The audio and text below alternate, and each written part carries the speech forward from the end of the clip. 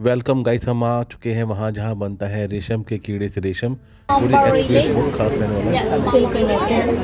Bombardier. ये कीड़े हैं और And the silkworm वो here. सिल्क जो बना जो सिल्क बनाते हैं, Yeah, cannot. you cannot eat. The silkworm here, you see that after 25 days they stop eating. And they, many countries have the white, but yellow here is only in Vietnam here. So it's red, the quality is better. And inside the cocoon here is pupa. It's pupa. And the pupa inside. And the pupa actually and lays eggs here. Yes. And you see that after mating they die, so the cycle of ये silkworm is बनाते very हैं short. what is this? It's the eggs here. The moth Vietnam में आकर मुझे आज first time पता लगा कि किस तरह से रेशम का धागा बनाया जाता है। ये सामने देखिए आप, ये सब जो रेशम की छोटी छोटी डोरियां हैं जो कि उन कीड़ों के द्वारा बनाई जाती हैं, जिसे हम रेशम का कीड़ा कहते हैं। रेशम के कीड़े के द्वारा ये छोटी छोटी डोरियां बनाई जाती हैं। उनके बाद इनको इस मशीनी प्रोसेस के साथ धागों के रूप में बाहर निकाला जाता है और इन धागों को उसके बाद में एक बड़े धागे के रूप में लेते हुए इस मशीन के प्रोसेस से, ये देखिए, छोटे छोटे धागों को लेते हुए इस मशीन के प्रोसेस से बड़े धागे के रूप में एक साथ इकट्ठा कर लिया जाता है। जब हमने पता करने की कोशिश की कि यहाँ पर सामान का क्या प्राइस है या क्या रेट है, तो इन मैडम ने हमें बताया कि यहाँ पर एक नॉर्मल बेडशीट 35,000 से लेकर 55,000 तक की आपको मिल सकती है। रेट काफ़ी ज़्यादा था, लेकिन रेशम को फर्स्ट टाइम देखा कि हमने रेशम इस तरह से बनता है और रेशम से इस तरह से बेडशीट भी बनती है। उसके बाद हम निकल पड़े नेक्स्ट डेस्टिनेशन के लिए। ये नेक्स्ट डेस्टिनेशन भी अपने आप में खास थी। वियतनाम जिस हिसाब से खूबसूरत था, उस हिसाब से वियतनाम ने अपनी खूबसूरती को बटोरा भी हुआ है। जिस तरह के लोग थे यहाँ पर, उस हिसाब से उन्होंने हस्तकृतियाँ भी की हुई थी, यानी कि हाथ से की हुई नक्काशियाँ। ये जो आपको छोटी छोटी मूर्तियाँ दिख रही हैं, ये सारी हाथ से की हुई नक्काशियाँ हैं, जो कि यहाँ के स्टाफ ने हमें बताया। ये सब नक्काशियाँ हाथ से करना उतना आसान नहीं जितना लगता है। अगर आप नज़दीक से इन मूर्तियों को देखते तो शायद आप अंदाज़ा ना लगा सकते कि इनको हाथ से बनाया गया है या किसी मशीन से।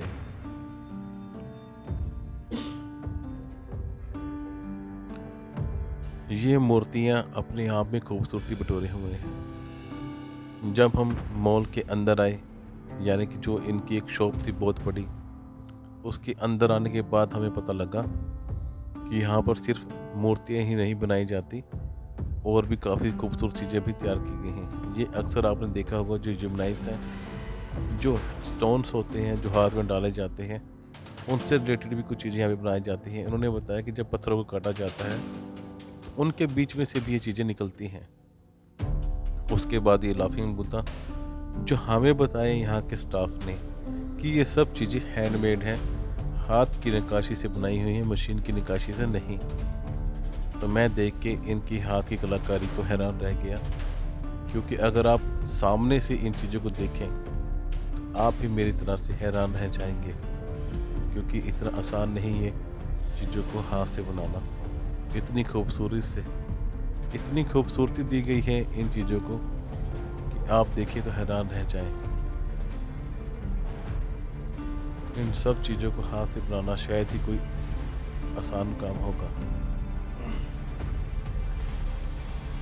जब मैंने इन चीज़ों के बारे में पूछा कि जो नेकलेस थे, कुछ ब्रेसलेट थे, इन सब चीज़ों के बारे में जब मैंने इनसे पूछा, तो इनके स्टाफ ने हमें बताया कि ये सारी की सारी चीज़ें हैंडमेड हैं, लेकिन ये कॉस्टली हैं।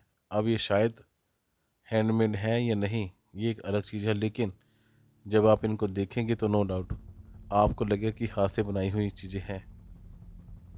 इन चीज़ों को देख के लगता ही नहीं कि ये पत्थर की हैं। कोई भी इमेजिन नहीं कर सकता कि ये सब चीज़ें पत्थर की होंगी, जबकि ये सब चीज़ें पत्थर की हैं।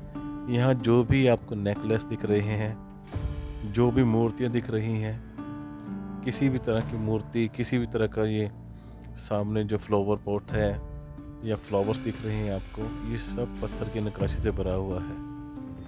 उसके बाद ये मैंने नेकलेस देखा जो कि था 24 लाख का। घबराइए मत, ये इंडिया के 24 लाख का नहीं, ये वियतनामी 24 लाख डोंग का है, यानी कि लगभग 8500 रुपये का।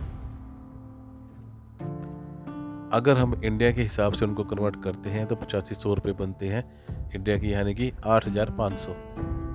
उसके बाद ये मूर्तियाँ देखिए, ये स्टैचू देखकर आप हैरान हो जाएंगे, आप अंदाज़ा नहीं लगा पाएंगे कि ये सब चीज़ें मशीनी हैं, ये हाथ की बनी हुई नक्काशी है।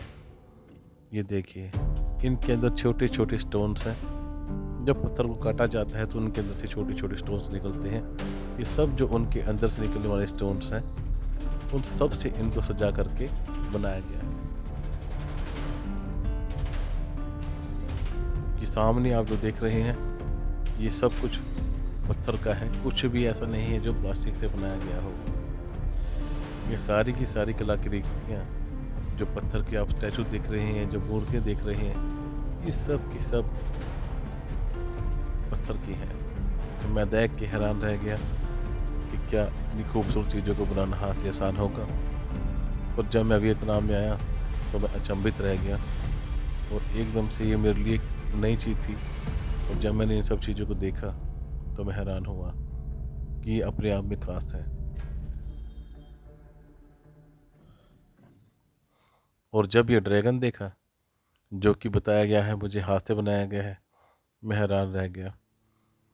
इतनी खूबसूरत चीज़ों को हाथ से बनाना, बहुत शानदार देश है ये, बहुत शानदार यहाँ के कलाकार होंगे, और बहुत देश, और उसके साथ ही इस देश की जो खूबसूरती है वो भी बहुत खास है।